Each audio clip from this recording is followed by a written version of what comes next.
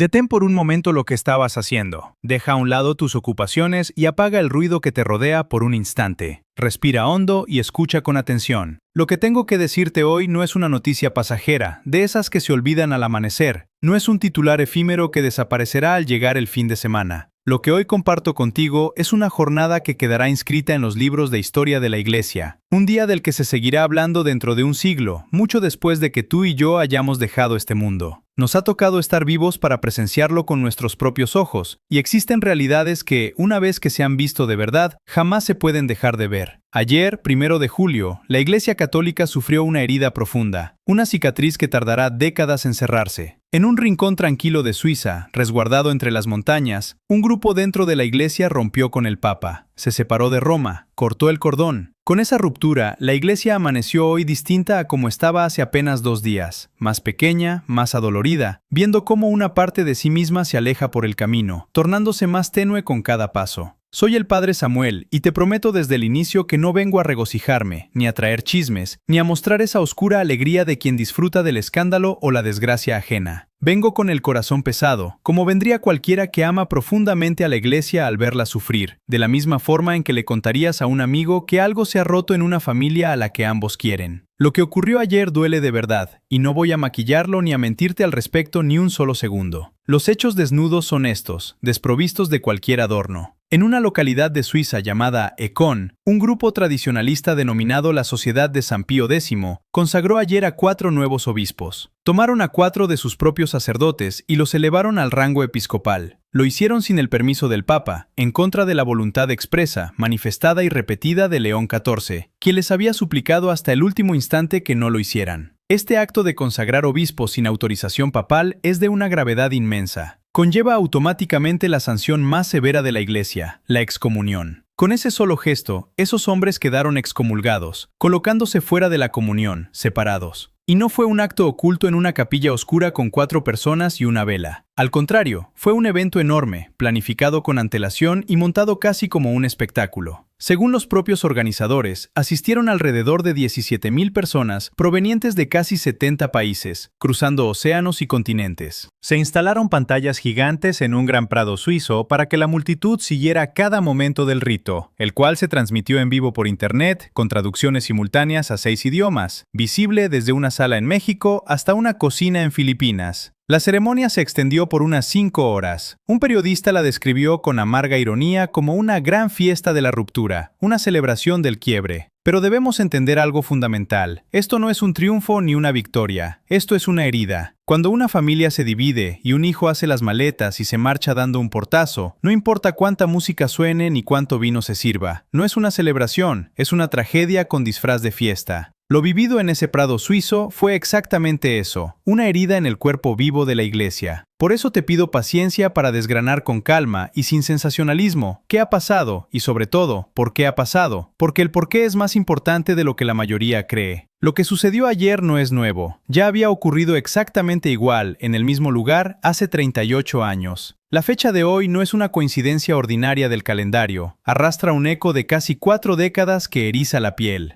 Para entender este impacto, primero debemos comprender qué fue lo que se rompió ayer en ese prado. La Iglesia Católica está extendida por toda la tierra. Hay católicos en México, Filipinas, España, el Congo, Argentina, India, Corea y Nigeria. Millones de personas de todas las razas, idiomas y colores. Y sin embargo, decimos que somos una sola Iglesia. ¿Qué es lo que une a esta multitud dispersa para que no sean fragmentos sueltos al viento? Es una cadena de comunión que la sujeta eslabón por eslabón. El fiel común está unido a su párroco, el párroco está unido a su obispo, y cada obispo del mundo está unido a un solo hombre, el Papa, sucesor de Pedro y centro de la unidad. Esa cadena es el esqueleto del cuerpo. Para que un hombre sea hecho obispo, se requiere siempre y sin excepción la autorización del Papa. Es una regla de casi 2000 años. El mandato papal es la soldadura que une al nuevo obispo a la estructura y garantiza su unión con toda la Iglesia universal. Por eso, al consagrar obispos sin ese permiso, lo que se hace es pasar una cuchilla por ese hilo. Se crean obispos fuera de la cadena, desconectados. No se rompió una norma administrativa o burocrática, se cortó el hilo mismo de la comunión. 4 obispos nacieron completamente al margen, apartados del Papa, y con ellos miles de personas se situaron en el exterior de esa unidad. Hablemos con precisión de la excomunión, una palabra que asusta y que suele entenderse mal. La sanción que recayó sobre estos hombres es automática. Esto significa que ocurre en el instante mismo en que se comete el acto, sin necesidad de un juicio, de una declaración en voz alta o del golpe de un mazo. Es como tocar el fuego. Al meter la mano en la llama, nadie tiene que dictar una sentencia para que te quemes. Te quemas inmediatamente por el hecho de tocar el fuego. El castigo va implícito en la acción. No es que el Papa León XIV los haya expulsado en un ataque de ira. Fueron ellos mismos quienes, por su propia elección deliberada, se colocaron fuera. La excomunión no es un empujón del pontífice hacia la calle, sino una puerta que ellos mismos cerraron con llave desde el interior. Y el Papa hizo lo opuesto a echarlos. Se arrodilló virtualmente para suplicarles que se quedaran. Además, hay un matiz crucial. Esta sanción recae específicamente sobre los obispos consagrantes y los 4 consagrados. No cae automáticamente sobre los 16.000 fieles devotos que estaban en el Prado. La Iglesia no condena en bloque ni mete a todos en el mismo saco. Penaliza a los responsables directos, no a la gente sencilla que asistió de buena fe a rezar. La verdad detrás de la excomunión es que no representa una venganza ni un deseo de condenar a alguien al infierno. La propia Iglesia la define con un término hermoso. Es una medicina amarga, como la que una madre da a su hijo enfermo no para dañarlo, sino para curarlo. Su propósito es acudir a la persona para que despierte, sienta la gravedad de su acción y regrese. La excomunión mira siempre hacia el retorno y la reconciliación, nunca hacia la condena perpetua. Técnicamente, ¿son verdaderos obispos estos 4 hombres? La respuesta es sí. La consagración fue válida en el plano sacramental y del misterio. Realmente son obispos. Pero poseen ese orden de forma ilegítima, ilícita y prohibida. Es como un hombre que posee un objeto real pero lo ha obtenido mediante un robo. El objeto es auténtico, pero su posesión es contraria a la ley. Son obispos reales, pero rebeldes que han quebrado la comunión. Sabiendo perfectamente el costo y viendo la excomunión venir a la distancia, ¿por qué lo hicieron? La razón es profundamente humana y dolorosa. No estamos ante villanos de caricatura que actúan por pura malicia hacia la Iglesia. Es la tragedia de personas que, estando gravemente equivocadas, creían en sus corazones que hacían lo correcto. Ellos alegaron lo que denominan un estado de necesidad, un argumento de pura supervivencia. La sociedad tradicionalista necesita obispos para ordenar nuevos sacerdotes y así mantener vivas sus misas, bautizos y comunidades. El problema es que solo les quedaban 2 obispos vivos, ambos ancianos y con las fuerzas menguantes. 2 pares de manos mayores sosteniendo una estructura global. El temor interno que los consumía era el miedo a la extinción. Si esos 2 obispos morían sin relevo, sus seminarios quedarían vacíos y todo lo construido en medio siglo se disolvería en el polvo. Vivieron esto como una encrucijada de vida o muerte, y el miedo es un pésimo consejero que empuja a cometer actos desesperados. Su superior general, el sacerdote Paglarani, pronunció durante la ceremonia una frase de una tristeza inmensa. Dijo que Dios les pide ahora ser tratados como rebeldes, y añadió que Roma y ellos hablan 2 idiomas diferentes. 2 partes que ya no se entienden, cuyas palabras se han vuelto ruido mutuo, terminando inevitablemente en la ruptura. Sin embargo, en esa misma ceremonia de separación ocurrió un detalle desgarrador. Rezaron por el Santo Padre y por la Iglesia Católica. En el mismo acto en que rompían con el Papa, elevaban plegarias por él. Esto confirma que no hay odio, sino un amor malentendido y terco, que cree saber más que la propia Iglesia y termina rompiendo lo que juraba proteger. La raíz profunda del conflicto no es el uso de la misa en latín, como muchos repiten erróneamente. El propio cardenal Müller, defensor de la liturgia tradicional, aclaró que el problema central es la autoridad. La sociedad rechaza ciertas enseñanzas del Concilio Vaticano II de hace 60 años, especialmente lo relativo a la libertad religiosa y la libertad de conciencia. Al no aceptar la autoridad del Papa y los obispos para transmitir esas enseñanzas, la distancia se agrandó hasta el desenlace de ayer. Aferrándose con desesperación a una parte del tesoro, terminaron soltando el árbol entero. Mientras esto se consumaba en Suiza, en Roma, el Papa León XIV actuaba de un modo totalmente opuesto. Teniendo toda la autoridad para responder con dureza y aplastar el desafío a su poder, el pontífice eligió el camino de la humildad. En la víspera de las consagraciones, el 30 de junio, cuando todo parecía perdido, escribió una carta personal de su puño y corazón al superior de la sociedad. En ella no había amenazas ni decretos fríos, sino una petición conmovedora. Les rogó con todo su corazón y con afecto cristiano que regresaran. El sucesor de Pedro se rebajó a la postura de un mendigo para pedirle a su hijo que no cruzara la puerta. Rogar teniendo el poder para imponerse no es debilidad, es la forma más alta de fortaleza. En esa misiva, advirtió también que este paso privaría a sus propios fieles de recibir los sacramentos de forma lícita, mostrando que su preocupación no era su orgullo herido, sino el daño a las almas atrapadas en el conflicto. Ahora que el hecho está consumado, la Iglesia debe responder oficialmente por una cuestión de claridad y verdad. La Oficina Vaticana encargada de la doctrina ya ha preparado el decreto que declara formalmente el cisma, y su publicación se espera para hoy mismo, 2 de julio, o a más tardar mañana. Y aquí es donde la cronología nos regala un escalofrío histórico. En el año 1988, el fundador de esta sociedad, el arzobispo Marcel Lefebvre, hizo exactamente lo mismo en el mismo lugar de Ecón, provocando la misma excomunión. ¿Y saben qué día firmó el Papa San Juan Pablo II el documento oficial que declaraba aquel cisma? Lo firmó un 2 de julio de 1988. Hoy es 2 de julio, exactamente 38 años después, en el mismo lugar, por el mismo acto y con la misma respuesta oficial proyectada para el mismo cuadro del calendario. La historia no se repite, pero rima con una precisión que estremece. Ante este círculo perfecto del tiempo, surge una pregunta inevitable que no podemos evadir. Si esta fractura idéntica vuelve a manifestarse con tal exactitud en la misma fecha y el mismo escenario, ¿cuál es la verdadera lección que la historia nos está obligando a mirar de frente? ¿Y qué significa esto para la realidad de tu propia vida? Llegamos ahora a lo que verdaderamente importa en esta jornada, al punto exacto donde la historia escrita en los grandes despachos y en los prados suizos cruza el océano y toca a la puerta de tu propia realidad. Quiero empezar quitándote un peso inmenso de los hombros. La noticia que te trajo hasta aquí hablaba de que la Iglesia se está dividiendo, y es verdad que hay una ruptura dolorosa. Pero debes comprender que el hecho de que una rama se quiebre y se desprenda no significa que todo el árbol se venga abajo. La Iglesia Católica sigue en pie esta mañana, entera en todo lo esencial, con sus más de 1.000 millones de fieles, con su Papa, sus obispos y sus sacramentos fluyendo, con Cristo mismo en su centro. La perspectiva de la historia nos da paz. Este no es el primer cisma en 2000 años. La Iglesia ha pasado por crisis muchísimo más grandes que se llevaron naciones enteras y que en su momento parecían el fin del mundo. Y sin embargo, ella ha enterrado a cada uno de sus sepultureros. La barca de Pedro se balancea, las olas golpean con furia, pero no se hunde porque quien duerme en la popa es el mismo que calma el viento con una palabra. Pero este suceso en el Prado suizo esconde también un espejo incómodo para tu propia vida. El espíritu que provocó esta gran ruptura no vive solamente en Suiza, ni pertenece en exclusiva a los obispos y los cardenales. Vive, en miniatura, dentro de cada uno de nosotros. Piénsalo con honestidad. ¿Qué hicieron estos hombres en el fondo? Se aferraron tanto a su propia razón, fijaron su mirada con tanta rigidez en un solo punto, que prefirieron romper la unidad antes que ceder. Escogieron tener razón por encima de estar juntos, ganar la discusión a cambio de perder la comunión.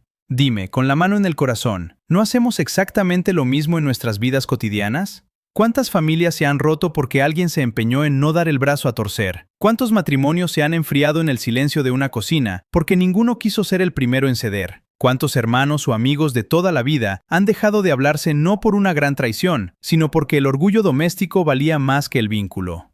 Ese es el pequeño cisma de cada día, la ruptura en el hogar. Es el mismo espíritu que fractura a la Iglesia en Suiza, el que destruye la paz de tu casa cuando pones tu opinión por encima de tu propia carne y sangre. Creemos estar tan justificados en nuestra postura que nos sentimos con el derecho de dinamitar la convivencia. La lección es amarga, pero vital. Se puede amar la verdad sin necesidad de romper la unidad. Se puede defender lo que uno cree con firmeza, manteniéndose a la mesa y soportando la tensión, sin necesidad de dar un portazo. A veces, el amor a una causa buena, cuando se vuelve terquedad extrema, te lleva a destruir algo mucho más sagrado que lo que intentaba salvar. Es 1000 veces mejor perder un poco de tu razón que perder a una persona completa. Es preferible habitar una paz imperfecta y humilde que sentarse en perfecta soledad en una casa vacía. La gran paradoja del Prado suizo nos interroga directamente en la intimidad del corazón. ¿Dónde estás quebrando la unión en tu entorno por el simple deseo de vencer? ¿Qué distanciamiento mantienes vivo hoy por mero orgullo herido? No me respondas a mí, respóndelo en el silencio de tu alma. Pero la historia no termina con un portazo definitivo, y no quiero dejarte a oscuras en medio del dolor de la fractura. Hay una esperanza sólida basada en hechos. Cuando el arzobispo Lefebvre consumó la primera ruptura en 1988 en el mismo lugar, el castigo pareció definitivo. Sin embargo, años después, en 2009, el Papa Benedicto XVI realizó un gesto de una generosidad increíble. Levantó aquellas excomuniones de 1988. Buscó tender un puente, demostrando que lo que se rompió ayer puede ser sanado mañana y que la Iglesia jamás echa la llave por dentro. La excomunión es medicina, no condena eterna. Su fin es el regreso del hijo pródigo. El Papa León XIV sigue hoy en la puerta, con la mano extendida hacia la oscuridad y la luz encendida, esperando. Si sientes tristeza por esta llaga en la iglesia, esa tristeza es buena porque demuestra que la amas y que eres parte viva de su cuerpo. Pero no dejes que ese dolor se convierta en desesperación. La iglesia está en las manos de Dios, y esas manos no se cansan. Que este quiebre nos recuerde el valor inmenso de la comunión, esa realidad frágil que toma siglos construir y que puede destruirse en una sola tarde amarga. Recemos por los que se han ido, sin juzgarlos ni sentirnos superiores, tratándolos como al hermano que se ha alejado del hogar, con la esperanza de volver a sentarnos todos juntos a la misma mesa. Cuida de los tuyos, protege la concordia y recuerda que la comunión vale mucho más que tener la razón. Nos vemos, si Dios quiere, en nuestro próximo encuentro. El eco de lo ocurrido en el Prado de Ecón no se ha quedado estancado entre las montañas suizas, sino que ha comenzado a propagarse como una onda expansiva por las venas de toda la estructura institucional.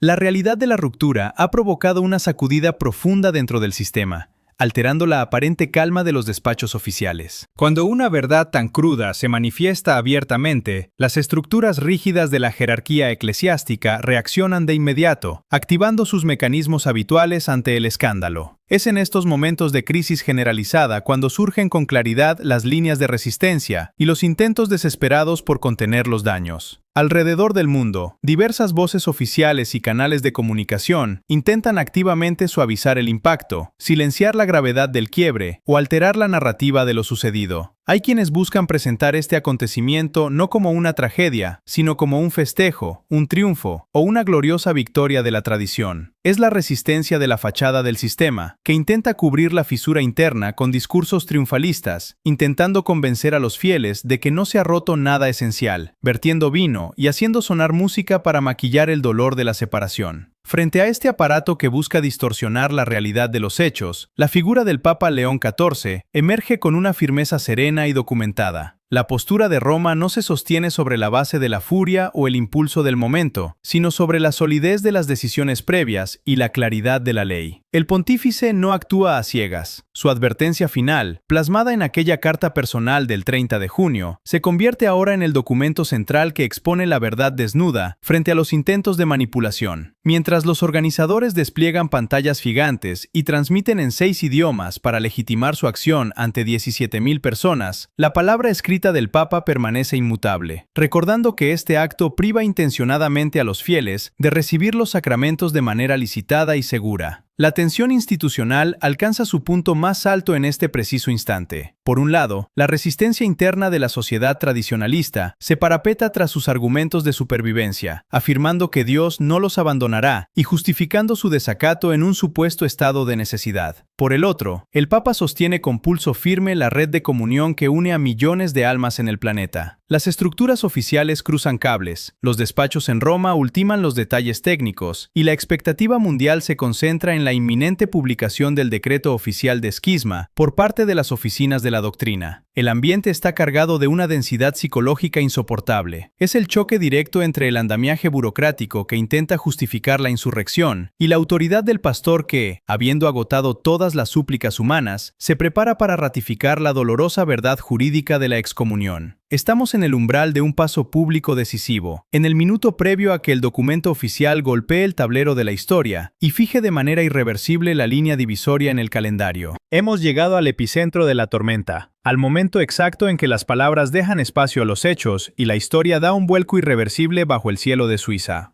Imagina el Prado de Ecón, la inmensidad de esa pradera rodeada por las montañas, donde 17,000 almas aguardan en un silencio cargado de electricidad. Las pantallas gigantes devuelven la imagen nítida del altar erigido bajo la carpa, y los traductores en los cubículos contienen el aliento ante los micrófonos listos para difundir la ruptura en 6 idiomas a todo el planeta. En ese espacio, la atmósfera cambia por completo. El aire se vuelve denso, pesado, impregnado del aroma del incienso y del rumor amortiguado de una multitud que sabe que está cruzando una línea de no retorno. Es el instante de la proclamación, el manifiesto vivo de una separación largamente gestada. Entonces, los 4 sacerdotes se arrodillan y las manos de los ancianos obispos se posan sobre sus cabezas. Con ese rito de 5 horas, ejecutado con una solemnidad casi coreográfica, las reglas del juego saltan por los aires para siempre. No hay marcha atrás. Las palabras del superior general Paglarani resuenan en los altavoces y caen sobre el prado como sentencias de piedra. Dios no nos ha abandonado, estamos dispuestos a pagar cualquier precio por la Iglesia. Pero en ese mismo instante, mientras el sector tradicionalista celebra lo que considera su salvación, la realidad teológica opera en un plano invisible y fulminante. La máscara de la fiesta litúrgica se cae por completo para dejar al descubierto la fractura. La excomunión automática cae sobre ellos en el segundo exacto de la consagración, sin juicios ni jueces, como el fuego que quema la carne al primer contacto. Ese acto arranca la fachada oficial del sistema y expone la contradicción más profunda y trágica de la condición humana. El líder afirma con dolorosa vehemencia que Roma y ellos hablan ya dos idiomas distintos, declarando la imposibilidad absoluta de entenderse, convirtiendo el diálogo en una torre de Babel contemporánea. Los rostros de los miles de fieles que miran las pantallas reflejan una mezcla sobrecogedora de fervor y desconcierto. Están presenciando un cisma en tiempo real desde sus pantallas en México o sus cocinas en Filipinas. En este punto de máxima densidad psicológica, el peso de las pausas entre los cantos revela el verdadero defecto del sistema, el orgullo disfrazado de piedad. La escena expone cómo el apego ciego a una sola idea, por buena que sea, destruye el tejido de la comunidad viva. Sin embargo, la verdad humana más pura brota en el momento más inesperado del rito, cuando esas mismas voces que se apartan de Roma entonan una oración unánime por el Santo Padre. Es una paradoja desgarradora que desarma cualquier juicio superficial. Caminan hacia el exterior del templo, pero lo hacen rezando por el pastor que se queda adentro. Las miradas se cruzan, las manos tiemblan, y la vieja herida de hace 38 años vuelve a sangrar exactamente en la misma fecha del calendario, devolviendo a la experiencia humana el valor de la fidelidad y el dolor del abandono. La regla milenaria se ha roto, los nuevos obispos quedan flotando en el vacío de la ilegalidad, y la iglesia entera contempla, con el corazón encogido, cómo la puerta se cierra definitivamente desde el lado de afuera.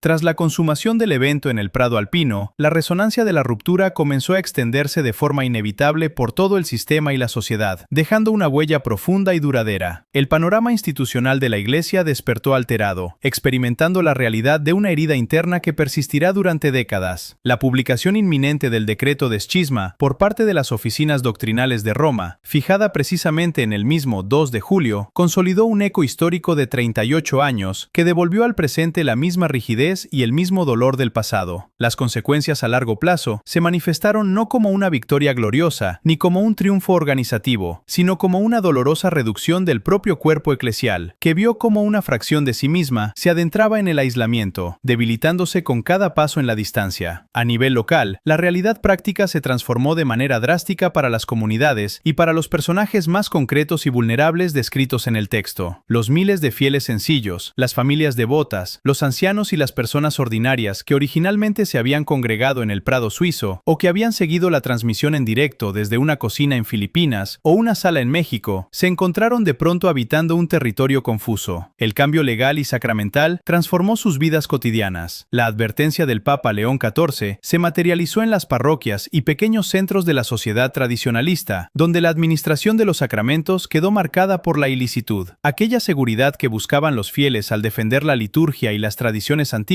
se transformó en una convivencia con la irregularidad. Los 4 nuevos obispos comenzaron a ejercer sus funciones completamente al margen de la cadena milenaria, dejando a su paso una estructura donde los sacerdotes ordenados y los creyentes que acudían a ellos quedaron desconectados del esqueleto central que sostiene a la Iglesia universal. Sin embargo, en medio de esta geografía fragmentada, la figura del pontífice permaneció inalterable en su postura originaria. La firmeza de Roma no se transformó en un cerrojo definitivo, sino en una espera paciente y dolorosa. La historia de la primera ruptura demostró que las excomuniones pueden ser levantadas en el futuro, como hizo Benedicto XVI en 2009, confirmando que la naturaleza de la institución busca siempre la medicina del retorno antes que la condena perpetua. Esto devolvió la mirada a la historia humana y personal con la que todo comenzó. Al final, despojado del ruido de las pantallas gigantes, de las traducciones simultáneas y de las tensiones institucionales, lo que queda es la realidad del corazón humano y las decisiones que se toman en el ámbito más íntimo del hogar. El drama de Econe se convirtió en un espejo para el creyente común, obligándolo a confrontar sus propios quiebres cotidianos, esos pequeños cismas domésticos que ocurren en las cocinas y salas cuando el orgullo propio se impone sobre el amor a la familia. La conclusión existencial e institucional de este suceso es clara y serena. La Iglesia, sostenida por una promesa antigua, continúa firme a pesar de las olas y las pérdidas, mientras que el valor más sagrado y difícil de conservar sigue siendo la unidad. Se puede amar y proteger la verdad sin necesidad de fracturar la casa común. El relato termina regresando al silencio y a la respiración profunda del inicio. La mano del anciano pastor sigue extendida en el umbral, la luz del hogar permanece encendida en la noche y la historia queda abierta, suspendida en la humilde esperanza de que un día, el hijo que decidió marcharse decida dar la vuelta en el camino y regresar a la mesa compartida. Cuida de tu propia concordia, atesora los vínculos con tu gente y recuerda siempre que preservar la comunión con los que amas posee un valor inmensamente mayor que el frío consuelo de tener la razón.